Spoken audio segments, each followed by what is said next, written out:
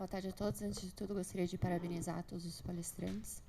E gostaria de saber se há alguém na plateia teria alguma pergunta para começar a discussão. A gente tem meia hora para a discussão. Então, antes de tudo, eu gostaria de fazer uma pergunta a todos os palestrantes. A nossa realidade em questão de investigação invasiva ainda é um pouco difícil. Não são todos os centros que conseguem fazer investigação com grid, com estéreo, EEG. E eu gostaria de saber o que vocês acham, assim, qual o papel do PET na indicação da cirurgia nos pacientes que têm ressonância normal ou com alterações bilaterais, tanto nos casos temporais e extratemporais. Acho que podemos começar com a doutora. Então, infelizmente aqui no nosso meio o acesso ao PET também não é fácil aqui em Curitiba, né? Porque os convênios não pagam, né? O PET é só para oncológico aqui na cidade, né? Então os pacientes acabam tendo que fazer particular e daí custa em torno de R$ 3.500. Então a nossa realidade, a nossa experiência acaba sendo pequena, assim, né? Eu já tive alguns pacientes que a gente teve ressonância normal, encaminhou para avaliação com PET para tentar definir até um local para colocar, porque o EG de escalpo, a gente não conseguia definir qual a região, só conseguia ver que era a região frontal, mas qual dos dois lados a gente não conseguia definir.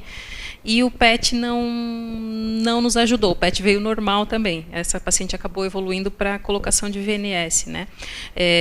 Então, eu acho que o Marcelo deve ter uma experiência muito maior, porque lá no serviço eles conseguem fazer muito mais PET do que a gente consegue fazer aqui, né, Marcelo?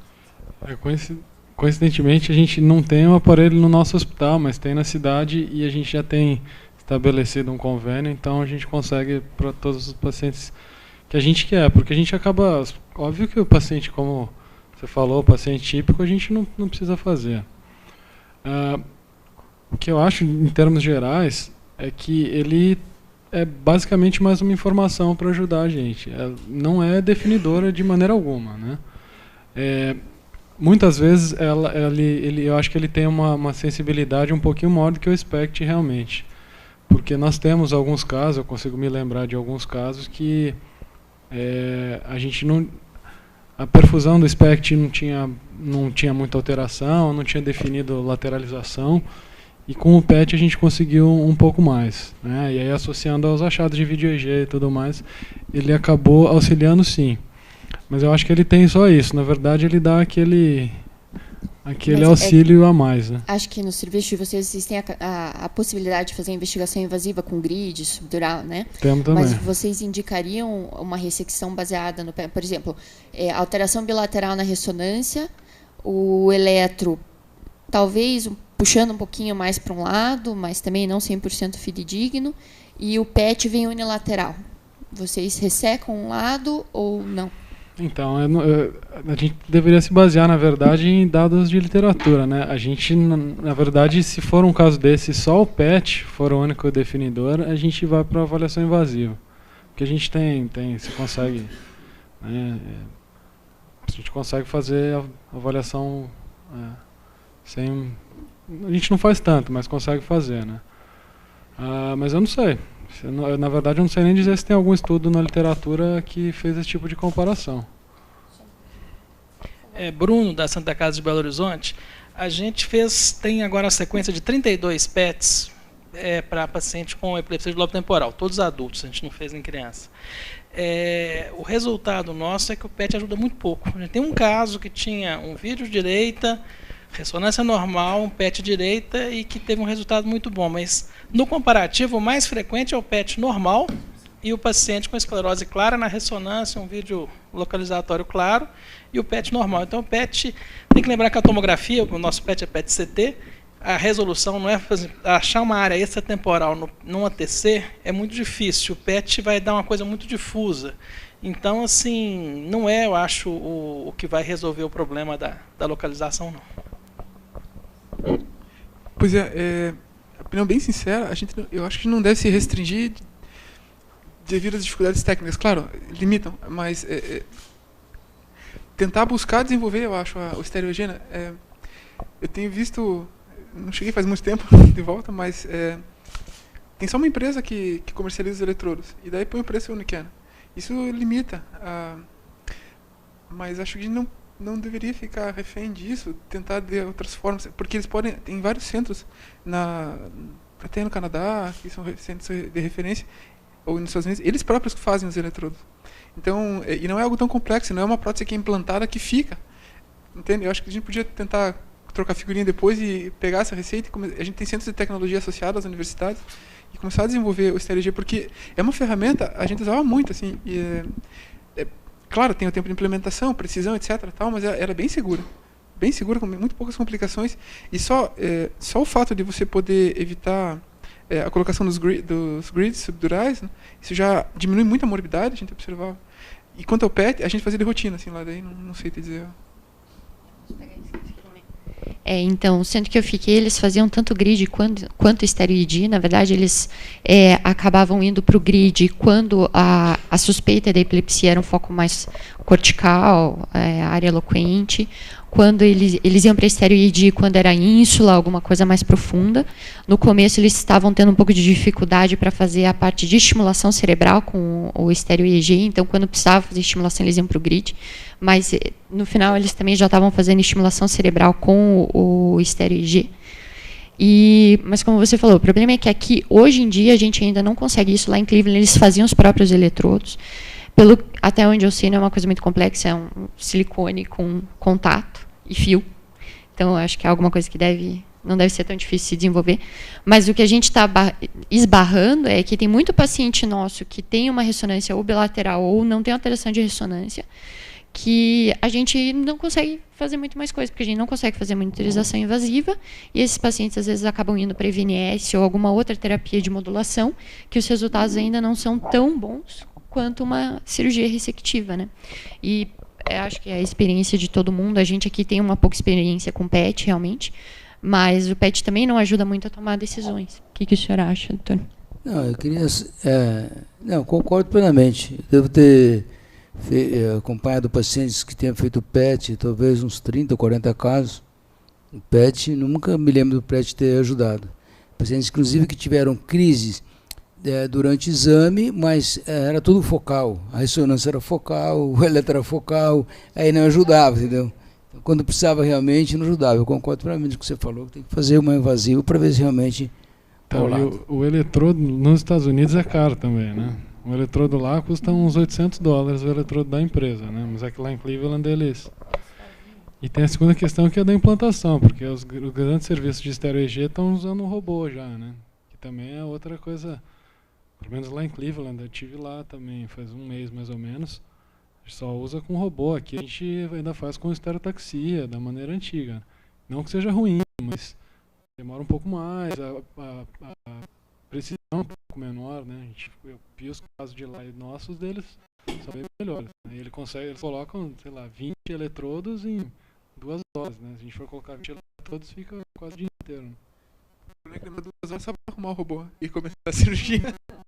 Eu discordo da opinião. Assim, o robô talvez venha, mas não acho que seja uma vantagem tão. A precisão, a gente tem estudos de precisão, se mostrar, abrir o paper, ela é extremamente precisa. Com a estereotaxia, de excelência, ela é. Não acho que dependa, é mais o problema dos eletrodos mesmo. Assim. Mesmo se eu tivesse robô, particularmente não usaria. A gente fazia sistema de 2 arcos, simultâneo, implantava 2 eletrodos em 2 horas também. Acho que não necessariamente. Mas os eletrodos também. Lá no país fora, nos Estados Unidos, que faz parte dos eletrodos, a gente tem como pronto, complicado. Uma pergunta para você na sua neuromodulação.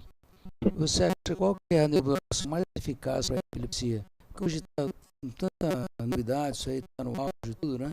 E a gente, pelo menos a experiência dos casos que eu vi, não são tão animadores quanto a literatura. Para esses casos mais difíceis, você já operou, controla e tudo, mas qual é o mais eficaz, você acha? O DBS, o Vagal, ou tem alguma outra coisa assim? Não dá para colocar tudo num saco só, né? Na neuromodulação, elas são conforme a indicação. Por exemplo, o multifocal vai para pôr no VNS, né? E não dá, a primeira coisa, assim, tem que se pensar na forma de estimulação, né? e no implante.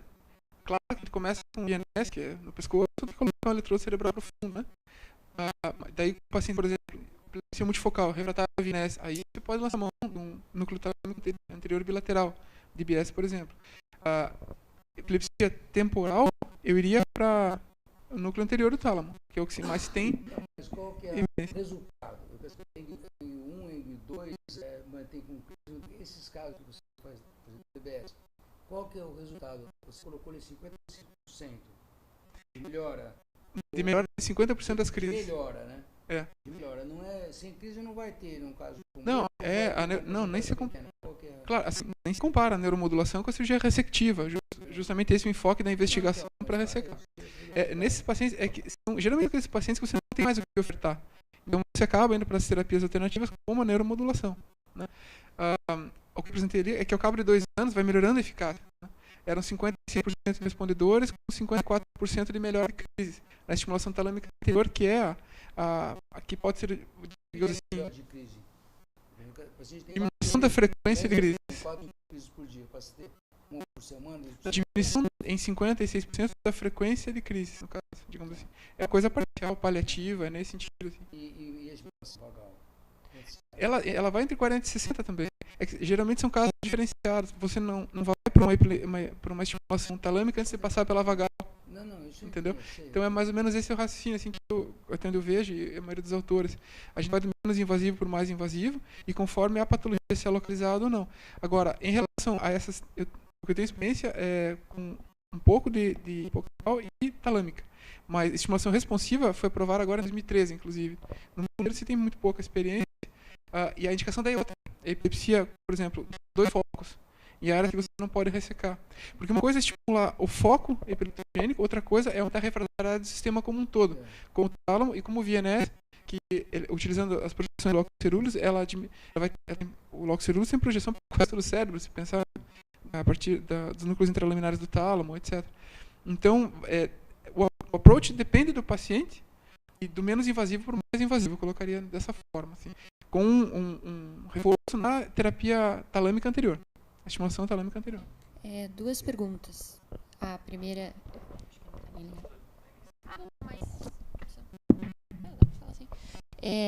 aqui, eu acho que vai ser bem difícil a gente conseguir indicar o núcleo anterior do tálamo depois do VNS, por uma questão de briga de convênio e coisas do gênero. Você acha que há a possibilidade de indicar o núcleo anterior do tálamo antes do VNS? E caso sim, quais seriam esses pacientes? De literatura, não. Não vai ser algo embasado em literatura, que não se tem isso. E eticamente não dá também. Porque, embora convênio bloqueie, mas não tem respaldo de literatura para você ir direto para o tálamo. Mesmo no Santi, que é o piloto, eles já tinham passado por ressecção e VNS, entendeu? E a outra pergunta é a seguinte: você acha que pode ter uma curva de aprendizado do talâmico anterior?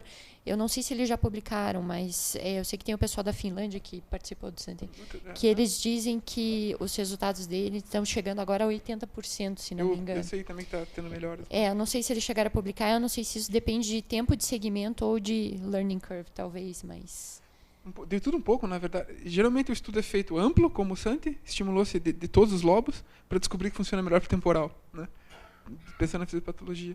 E, claro, o aprimoramento da... Mas lá na generalizada? Acho que na Finlândia eles estão fazendo para generalizada. Eu não sei exatamente. A indicação deles é generalizada lá. Então também talvez isso mude até o resultado. Porque geralmente você começa com a técnica, depois começa a selecionar os responders dos não-responders, os fatores predisponentes a um bom resultado, aprimora os paradigmas. Pode ver que é uma estimulação de alta frequência e contínua, que lembra aquela estudo em ratinho, eu mostrei a baixa frequência é melhor, exatamente. Etc. Então, seguramente, isso é agradável na funcional, na epilepsia, que está sempre em mudança, e existe um campo para ser explorado de alvos e paradigmas de estimulação, que acho que o avanço é bem rápido e constante, né, na sua especialidade. Jacir, eu queria perguntar, naquela estimulação responsiva, na verdade, o paciente tem a aura e daí ele que aciona? Não, é automático. Não entendi. É automático. Ele tem se você reparar, ele tem um subdural e um intracerebral. Então você pode atuar em 2 focos. Essa é a melhor indicação até então. Então, eles servem para registro e para estimulação dos contatos. E daí ele detecta, no começo da atividade ictal, não é... Porque quando a gente fala em estimulação responsiva, as pesquisas, onde está avançando muito na fase antes da fase ictal, que é de recrutamento e sincronização. Mas ele ainda não é capaz disso. Tá? É a detecção. Então ele detecta que está começando e ele descarrega. Mas automático, assim. E daí ele aborta, então, na verdade, o paciente... É parte das crises, né? Uhum. Justamente a eficácia é parcial, acredite-se, porque deveria ter iniciado num momento anterior. E o problema dessas técnicas, geralmente, são muitos falsos positivos. Mas eles estão melhorando a estimulação de forma a isso não incomodar o paciente, não ter alguma complicação nesse sentido.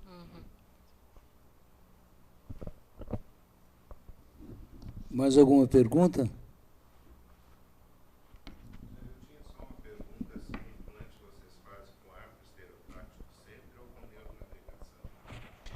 Veja, a gente implantava, assim, nos últimos anos, cerca de 12 eletrodos por paciente. Então, bom, a gente não... O frameless é visto não com bons olhos, digamos assim, porque a maioria tem que ter também anestesia geral, fixar o crânio em Mayfield, etc., e o orifício é maior. A grande vantagem de colocar com estereotaxia, além da velocidade, que com 2 arcos, o nosso arco, o Richard Munninger, tem phantom, né? Então, você tem...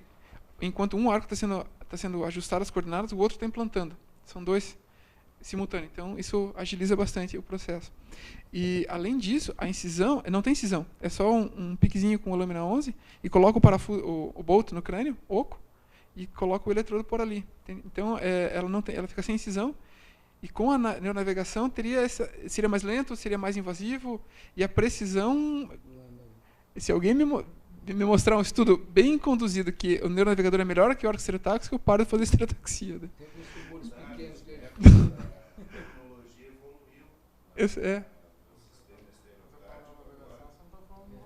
Eu entendi que a pergunta não é com robô, né? Com o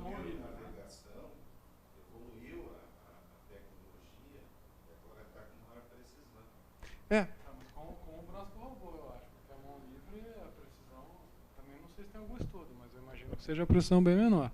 A gente faz com coisas também, porque nós, na verdade, talvez a gente precise, eu não sei exatamente a literatura, se tem alguma comparando o robô com estereotaxia. Mas a gente faz com estereotaxia também. Agora, a mão livre, nós chegamos a fazer bem no começo, quando a gente não tinha... Às vezes a gente fazia uma craniotomia, por exemplo, colocava uma placa, por exemplo, e colocava uns 3 ou 4 com um neuronavegador. Mas foram poucos pacientes e eu não me lembro de nenhum ter ajudado muito. Assim, a gente não conseguiu. Vários ficavam fora. Se às vezes queria colocar no hipocampo, ele estava para cima. O senhor vê vantagem no uso da navegação para o plano de eletrodos? Agora surgiram métodos novos. A Unilab lançou um sistema bastante mais preciso, né, em que você consegue colocar o neuronavegação em eletrodos, né, e tem a questão da robótica também. Mas esse sistema da BrainLab, como que é?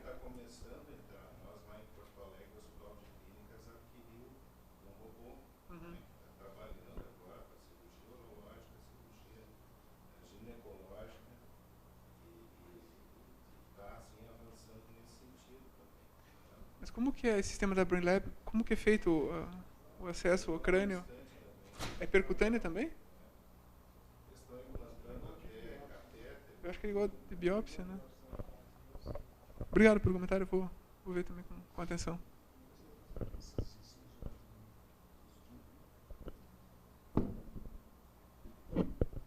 Alguém com mais alguma pergunta? Então, gostaria de encerrar. Agradeço a participação de todos. Excelente qualidade as palestras de discussão.